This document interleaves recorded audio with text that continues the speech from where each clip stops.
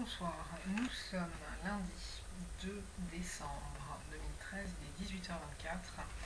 Je continue la lecture normale de la Bible, c'est-à-dire du début jusqu'au début du Nouveau Testament qui se trouve à la fin, c'est-à-dire la suite du livre de la Genèse. Je me suis permis de lire les 6 premiers chapitres des Proverbes, parce que je les trouve très édifiants et très intéressants quant à ce que nous devons faire et nous ne devons pas faire. Voilà, la voie à suivre. En tous les cas, j'en suis arrivée au chapitre 22 de la Genèse et je reprends. Après ces choses, Dieu mit Abraham à l'épreuve et lui dit « Abraham !» Il répondit « Me voici. » Dieu dit « Prends ton fils, ton unique, celui que tu aimes, Isaac. Va-t'en au pays de Moridja, et là offre-le en holocauste sur l'une des montagnes que je te dirai. » Abraham se leva de bon matin, sella son âne et prit avec lui 2 serviteurs et son fils Isaac. Il fendit du bois pour l'holocauste et partit pour aller au lieu que Dieu lui avait dit. Le 3e jour, Abraham, levant les yeux, vit le lieu de loin. Et Abraham dit à ses serviteurs « Restez ici avec l'âne. Moi et le jeune homme, nous irons jusque-là pour adorer, et nous reviendrons auprès de vous. » Abraham prit le bois pour l'holocauste, le chargea sur son fils Isaac, et porta dans sa main le feu et le couteau. Et ils marchèrent tous deux ensemble. Alors Isaac, parlant à Abraham, son père, dit « Mon père !» Il répondit « Me voici, mon fils. » Isaac reprit « Voici le feu et le bois, mais où est l'agneau pour l'holocauste ?» Abraham répondit « Mon fils, Dieu se pourvoira lui-même de l'agneau pour l'holocauste. » Et ils marchèrent tous deux ensemble. Lorsqu'ils furent arrivés au lieu que Dieu lui avait dit, Abraham y éleva un autel et rangea le bois. Il lia son fils Isaac et le mit sur l'autel par-dessus le bois. Puis Abraham étendit la main et prit le couteau pour égorger son fils. Alors, un ange de l'Éternel l'appela des cieux et dit « Abraham, Abraham !» Et il répondit « Me voici. » L'ange dit « N'avance pas ta main sur l'enfant et ne lui fais rien, car je sais maintenant que tu crains Dieu et que tu ne m'as pas refusé ton fils, ton unique. » Abraham leva les yeux et vit derrière lui un bélier retenu dans un buisson par les cornes. Et Abraham alla prendre le bélier et l'offrit en holocauste à la place de son fils. Abraham donna à ce lieu le nom de Jéhovah-Jireh. C'est pourquoi l'on dit aujourd'hui « À la montagne de l'Éternel, il sera pourvu. » L'ange de l'Éternel appela une seconde fois Abraham des cieux et dit « Je le jure par moi-même, parole de l'Éternel, parce que tu as fait cela et que tu n'as pas refusé ton fils, ton unique, je te bénirai et je multiplierai ta postérité, comme les étoiles du ciel et comme le sable est sur le bord de la mer. Et ta postérité possédera la porte de ses ennemis. Toutes les nations de la terre voudront être bénies en ta postérité parce que tu as obéi à ma voix. » Abraham étant retourné vers ses serviteurs, ils se levèrent et s'en allèrent ensemble, à Beer-Shéba, car Abraham demeurait à Beer-Shéba. Après ces choses, on fit à Abraham un rapport en disant « Voici Milca a aussi enfanté des fils à Nachor, ton père, frère, Uts, son... » Alors je ne comprends rien, je reprends. Après ces choses, on fit à Abraham un rapport, en disant « Voici, Milca a aussi enfanté des fils à Nachor, ton frère, Uts, son premier-né, Buz, son frère, Kemuel, père d'Aram, Kézed, Azo, Pildash, Jidlaph et Bethuel. Bethuel a engendré Rebecca. Ce sont là les 8 fils que Milca a enfantés à Nachor, frère d'Abraham. Sa concubine, nommée Réuma, a aussi enfanté Tébach, Gaham, Hash et Maaka. Alors, je m'arrête là, ça suffira pour aujourd'hui, puisque j'ai déjà lu aujourd'hui 6 chapitres de la Bible. Bien qu'il ne s'agisse pas de la suite de la Genèse, j'ai lu les Proverbes.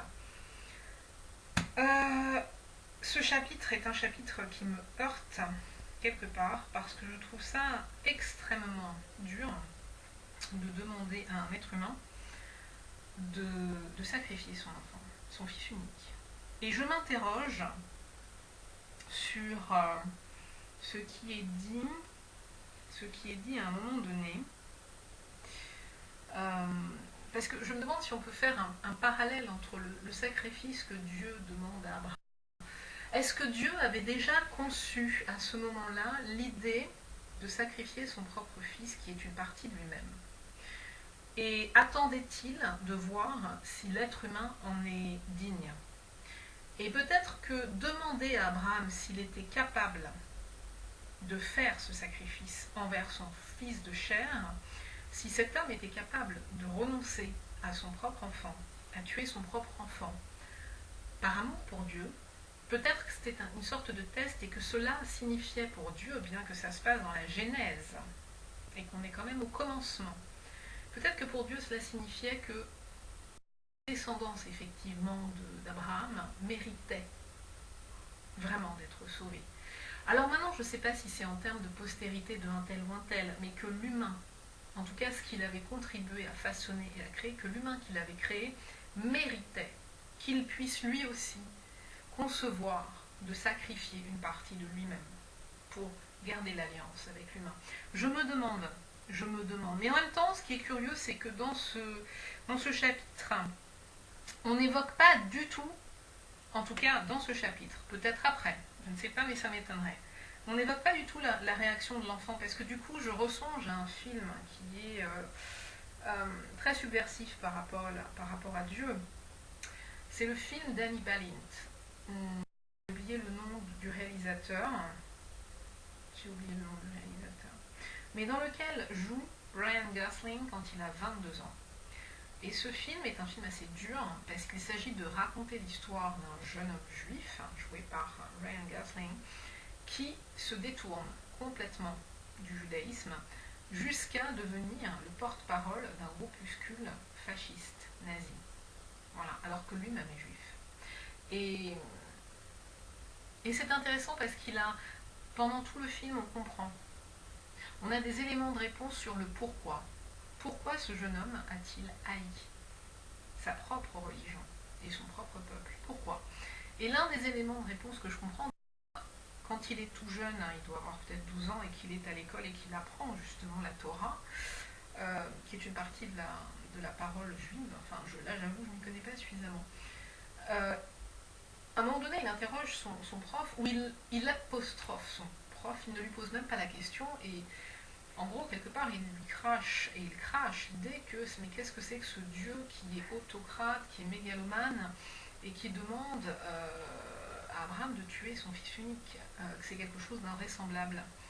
Et je rejoins quand même un peu cette réaction, c'est très difficile de demander ça. C'est vrai qu'il faut vraiment avoir une confiance absolue en Dieu, pour se dire, ok, si Dieu me demande ça, Dieu ne représente que le bon, le bien, le beau, le vrai, le juste, donc c'est qu'il y a une...